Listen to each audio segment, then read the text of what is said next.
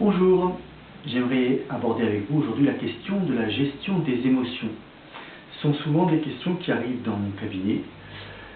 Quelqu'un qui est submergé par une émotion négative et qui voudrait apprendre à gérer cette émotion.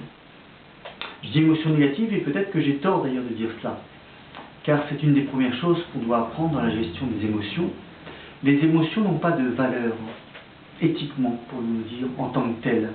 Que ce soit la colère, que ce soit la joie, il n'y a pas de jugement à porter sur une émotion qui nous habite, qui est en nous. Gérer ces émotions, c'est commencer par les accueillir et se dire que quelle que soit l'émotion que je porte en moi, elle a quelque chose à me dire et que je dois l'écouter, l'accueillir simplement, sans jugement de moi-même.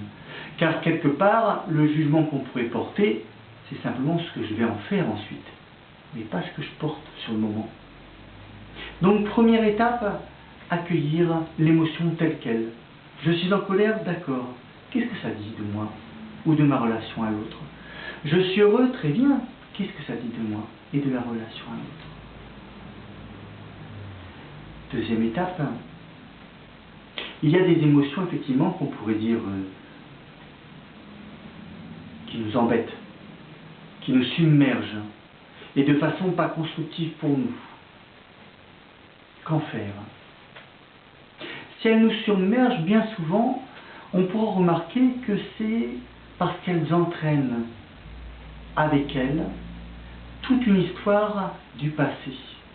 C'est-à-dire que l'émotion n'est pas simplement suscitée par l'événement lui-même du présent, mais que cette émotion, elle fait écho aussi à cette émotion qu'il y a eu à un autre moment de mon histoire, et cette même émotion que j'ai eue aussi à un autre moment de mon histoire, etc., etc.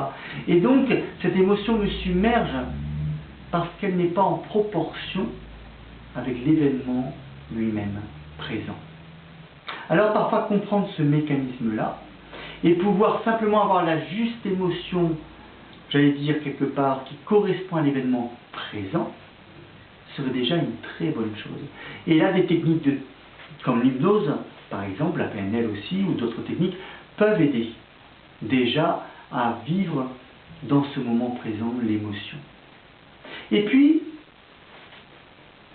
vous entendrez parler aussi de certaines personnes, et on entend de plus en plus parler, qui vont pratiquer la méditation. Que ce soit le yoga, que ce soit la méditation de la pleine conscience, ou d'autres formes. Cette capacité, en fin de compte, pour le corps et l'esprit, de se poser dans l'instant, dans le présent, dans le corps tel qu'il est, de laisser passer toutes ces émotions, toutes ces pensées, mais surtout de se connecter, de se raccorder avec le moment présent, avec mon souffle, avec mes sensations du corps, avec les bruits qui m'entourent et avec le silence qui se fait peu à peu à l'intérieur. Ce sont sûrement de très bonnes pratiques pour nous apprendre à vivre en nous-mêmes et profondément connectés avec nous-mêmes, avec notre environnement, avec l'univers. Les religions elles-mêmes vont proposer ce qu'on appelle la prière. La prière n'est pas exactement une méditation. Elle peut porter en elle cette forme de méditation, qui est cette connexion effectivement à ce qu'il y a de plus profond de moi-même et, j'allais dire, plus profond que mes émotions. Et ça peut être une très bonne chose pour pouvoir apprendre que à la surface de mes émotions, au-dessous, il y a quelque chose de plus peut-être stable et profond. Et d'apprendre à s'y connecter peut m'aider beaucoup dans la vie de tous les jours. Mais il faut reconnaître aussi que dans la prière, il peut y avoir parfois tout le passé qui est en train d'être ressassé. Dans ce cas, vous comprendrez que ce type de méditation ne sera pas porteur de sérénité. Et puis, dernière chose que j'aimerais vous partager, c'est qu'il est important sûrement de connaître les mécanismes de nos émotions dites négatives, mais il serait bon aussi de connaître les mécanismes de nos émotions dites positives et de pouvoir les développer, de pouvoir s'en nourrir beaucoup plus, car peut-être qu'en favorisant ces émotions et en faisant attention plus à ces émotions positives, eh bien la gestion des émotions dites négatives sera beaucoup plus aisée. Je vous le souhaite et je nous le souhaite.